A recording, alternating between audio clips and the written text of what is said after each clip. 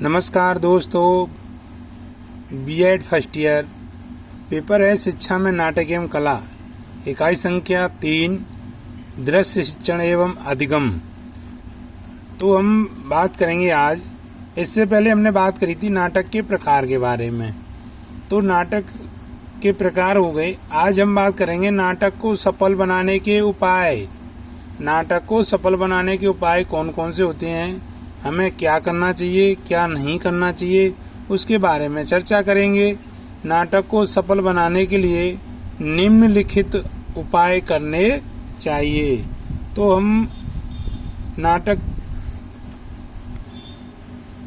नाटक को सफल बनाने के लिए 8 प्रकार के उपाय आज चर्चा करेंगे हम।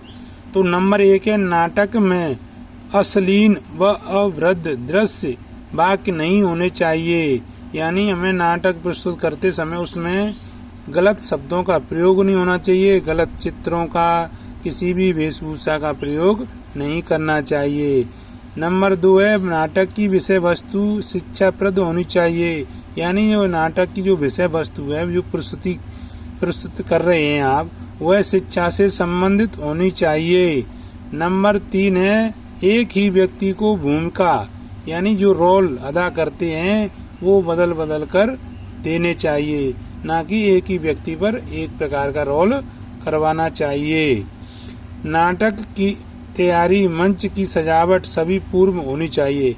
यानी नाटक जब हम प्रस्तुत करते हैं उससे पहले मंच की और सजावट की अच्छी तरह से तैयारी कर लेनी चाहिए, क्योंकि जब आप नाटक प्रस्तुत करने जाएंगे तो उससे पहले जब मंच नहीं होगा तो नाटक की प्रस्तुति आप कहाँ देंगे। अगर अच्छी सजावट नहीं होगी तो दर्शक भी हो गए कि ये कैसा नाटक प्रस्तुत किया है। और आज आपको बता दें, नाटक की जो प्रस्तुति देते हैं उसमें कलाकार को ध्यान रखना चाहिए कि हमें किस किस चीज़ का विचार करना है, वो प्रस्तुति देनी है और किससे संबंधित देनी है। नाटक में कम खर्चीला होने के साथ साथ कम समय बना होना चाहिए। यानी हम नाटक प्रस्तुत कर रहे हैं उसमें कम से कम तो खर्चा होना चाहिए और समय का भी विशेष ध्यान रखना चाहिए। समय सीमा बंधा होना चाहिए, क्योंकि समय सीमा जब बंधी हुई होगी तो उसी समय से नाटक की हम प्रस्तुति देंगे। क्योंकि नाटक समय पर बना होगा तो व्यक्ति उस नाटक को प्रस्तुत करते समय का भी विशेष ध्यान रखेंगे।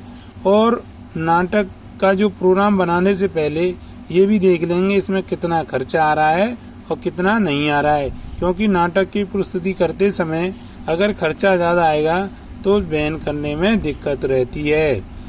और बात करते हैं हम नाटक का प्रभावी, योग्यता एवं सृजनशील होना चाहिए। यानी नाटक कैसा होना चाहिए, प्रभावी होना चाहिए। आप नाटक प्रस्तुत कर रहे हैं तो दर्शक ऐसा नाटक प्रस्तुत करना चाहिए कि दर्शकों पर उसका प्रभाव पड़ना चाहिए। योग्यता हो रही है, सृजनशील होना चाहिए, यानी उसमें इन बातों का विशेष ध्यान होना चाहिए। नाटक में बालकों को अपनी प्रतिभा, योग्यता, व्यवहार को देखते हुए भूमिका देनी चाहिए। यानी नाटक में जब प्रस्तुति देते हैं तो बालक को ये ध्यान रखना चाहिए कि हम प्रस्तुति दे रहे हैं वो बालक प्रतिभा, योग्यता आधार है या व्यवहार में देखते हुए भूमिका होनी चाहिए। यानी इसका आप प्रस्तुति दे रहे हैं भगवान राम की, और व्यक्ति उस संबंध में है नहीं, उस बात की चर्चा भी नहीं कर सकता, तो ऐसे व्यक्ति को उसकी प्रस्तुति नहीं दिलवानी चाहिए।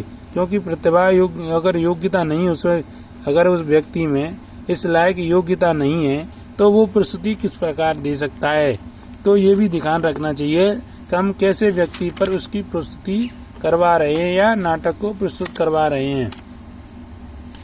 नाटक को सफल बनाने के लिए अंत में पात्रों को यानी इनाम भी देनी चाहिए, पारितोषिक और प्रमाण पत्र भी देने चाहिए। क्योंकि जब बच्चों को हम इनाम प्रमाण पत्र देंगे तो वो ये ध्यान रखेंगे कि नाटकों में छात्रों की रुचि बढ़ेगी। यानी हम जब स्कूल में कोई प्रोग्राम कराते हैं और कराने के बाद बच्चे को अगर इनाम वगैरह देते हैं, प्रमाण पत्र देते हैं, तो छात्रों की रुचि बढ़ती है इस कार्य में और कार्य को करने में उनकी रुचि बढ़ने के साथ साथ नाटकों के प्रति अव्यस्त हो सकती है, यानी व्यस्त रहेंगे। वो सोचेंगे आगे चलकर मुझे और अच्छी प्रस्तुति देनी है। तो ये है नाटक को सफल बनाने के उपाय। कल बात करेंगे नाटक की विषय वस्तु।